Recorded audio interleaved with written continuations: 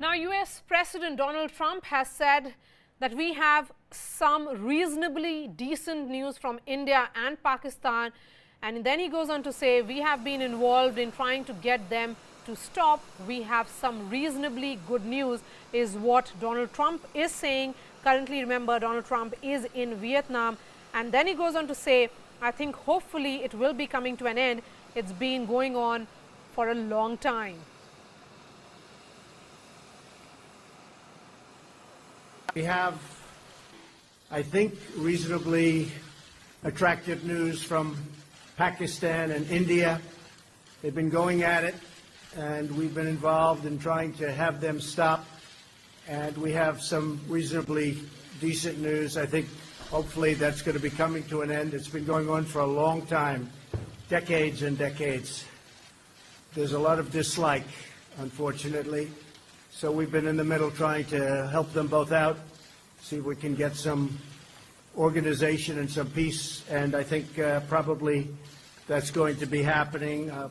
We have, I think, reasonably attractive news from Pakistan and India.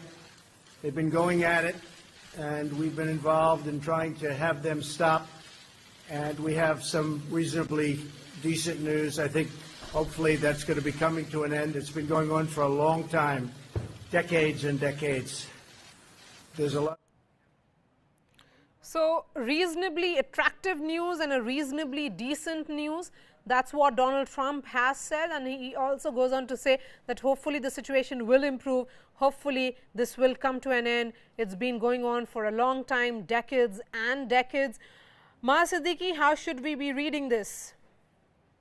Starters, what Donald Trump is saying is indeed true, that the US has been involved, and we've seen US being one country that has consistently been coming out with statements from the day of the Pulwama terror attack, condemning that dastardly attack, also very specifically calling on Pakistan to eliminate the terror safe havens and take action against Jaish-e-Mohammed. Subsequently, we have seen that the US also spoke about and recently, at least if over the last 24 hours itself, there have been two separate statements that have been made. We also know, and as our channel broke that story about how Mike Pompeo has had a 25-minute long conversation with NSA Ajit Doval last night. Mike Pompeo also spoke with Sushma Swaraj on the day India conducted that operation to eliminate JEM's biggest training camp in Balakot. So it is clear that US has been involved, has been looking at things. Let me also point out that the acting US Defense Secretary has also been speaking to his military, trying to get details of how the situation is between India and Pakistan. So US was actively involved. Donald Trump making the statement only after once he is free from that all crucial meeting with the leader of North Korea, Kim, and for the last 2 days, from what I picked up from my sources, was that for Donald Trump himself, as the reports were going about yesterday of those personal calls that he might make to both sides, that could not be made because he was involved in another crucial dialogue there in Hanoi. But now Donald Trump has spoken about how Mike Pompeo was looking at the situation, was actively involved, and they are trying to de-escalate. This is the statement that came out in the morning as well, Maria, that US has urged both sides to immediately de-escalate. But let me also point out that statement put that extra onus on Pakistan to act, because it said and recognized that the trigger of the standoff was clearly the Pulwama terror attack. Yes, I'm looking at what you're talking about, Maha. United States State Department, they have clearly said cross-border terrorism such as recent attack on India's CRPF poses grave threat to security of the area. We reiterated our call for Pakistan to abide by its United Nations Security Council commitments to deny terrorists safe haven and block their access to funds. You know, over the last 24 hours, Maha, there has also been repeated call of de-escalation by Pakistanis as well. So certainly, United States President, for him to say that there seems to be some kind of decent news or reasonably attractive news, because US has been in the middle of trying to really help them out. And this is also coming at a time when US, UK, all of them will be jointly moving, that resolution at UNSC next week to block and ban Maulana Masood Azhar.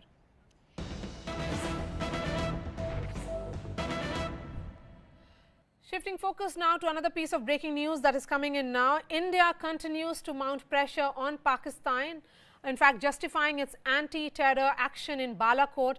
India has now handed over that dossier to Pakistan. CNN-News18 has accessed part of that dossier which shows international evidence against Jaish-e-Mohammed.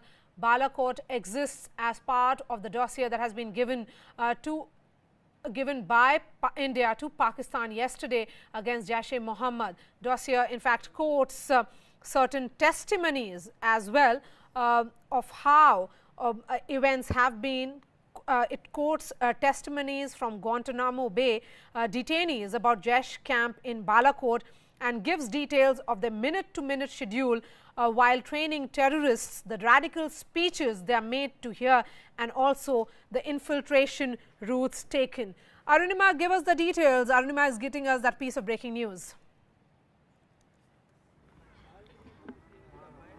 Well, the most significant part of that dossier seems to be the reference to international evidence. What this dossier is saying, and I'm reading out, in a disclosure to JTF, US Department of Defense, Guantanamo, during an investigation in January 2004, Hafiz K. Rahman, a Pak detainee at Guantanamo, admitted having attended a training camp run by Jaish-e-Mohammed at Balakot. So what Indian government is telling Pakistan, if you don't believe us, at least believe what your own terrorist, Jaish-e-Mohammed terrorist, told the JTF during his detention at Guantanamo. And then it is giving one more reference. It is saying the Dawn, the newspaper, on 2nd of August 2006 reported the Defense Intelligence Agency, USA, deposing before the US court about a terrorist camp at Balakot where trial of 2 Pak origin US citizens on terrorism charge happened. So these two significant mentions in that dossier where India is telling Pakistan that we are giving you the exact route that they took from Balakot to enter Kashmir. If you don't believe those infiltration routes, if you don't even believe the minute-by-minute training schedule that we are giving in it, at least believe what the US government is saying. And I think that's the focus of Indian government from here on. What Donald Trump has now said about reasonably good news, one interpretation is that now India has decided to justify its action vis-a-vis Balakot and tell Pakistan that what we did was take on terror in self-defense. What you did was completely meaningless. It was an act of aggression. And this dossier in that sense is one more step. Arunima, you're talking about international evidence, talking specifically about those testimonies from Guantanamo Bay. How significant is that? Because in the past also, Arunima, if you would remember, India has given multiple dossiers to Pakistan regarding Jaish-e-Mohammed. Absolutely, but the circumstances of those dossiers being exchanged and the current circumstances different. From 26/11 onwards, you're absolutely right. Dossier after dossier has gone. Home secretaries have gone to Pakistan, or Pakistani home secretaries have come to India. Dossiers have again exchanged hand, but this time India also has to justify that what Pakistan did yesterday was in no way similar to what India did vis-a-vis Balakot. India's message to the international community is that the action India took in Balakot was an action in self-defense. We have given Pakistan evidence to show about Jaish-e-Mohammed's presence. We have backed it up with international evidence that is present there, yet they refuse to take action. So the work that Pakistan should have done, India was doing it by risking its air force inside Pakistani territory and bombing Balakot. What Pakistan has done in retaliation is an act of aggression. However, India's action was in self-defense. That fine line India is trying to draw and prove to the international community that no way can India be held guilty of aggression. And in that sense, the Foreign Secretary's first day statement also ticked the right boxes. Essentially, along with the international community, India is trying to expose how Pakistan has been doing nothing about Jaish-e-Mohammed, and therefore India was forced to take action in Balakot and in that way de-escalate the situation to some extent. That will also perhaps go in pressurizing Pakistan into releasing our wing commander Abhinandan with international pressure. Arunima, before I let you go, a quick response on how is the Indian establishment looking at this piece of news that action has been taken by Pakistanis against Jaish-e-Mohammed. Certain camps have been destroyed and dismantled.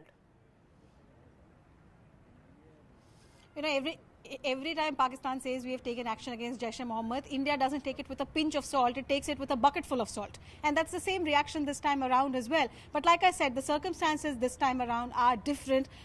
Things have escalated much beyond what it was earlier. So when Pakistan says that yes, we have taken action against Jaish-e-Mohammed, at least they're acknowledging that Jaish-e-Mohammed is a problem. So then that can be used by India to say that Pakistan was supposed to take action against Jaish-e-Mohammed in Balakot. They didn't do that. We were forced to do that because we got input that they were planning to target India. Once again, we had already lost 40 of our men in Pulwama. So even if Pakistan doesn't do much, even if it is just superficial action, I think in the current circumstances, India will not be too unhappy. Not because they take Pakistan seriously, but because in the current circumstances, it is important to justify the Indian action and show to the world that how Indian action was different from what Pakistan did. All right, Arunima, thank you so much for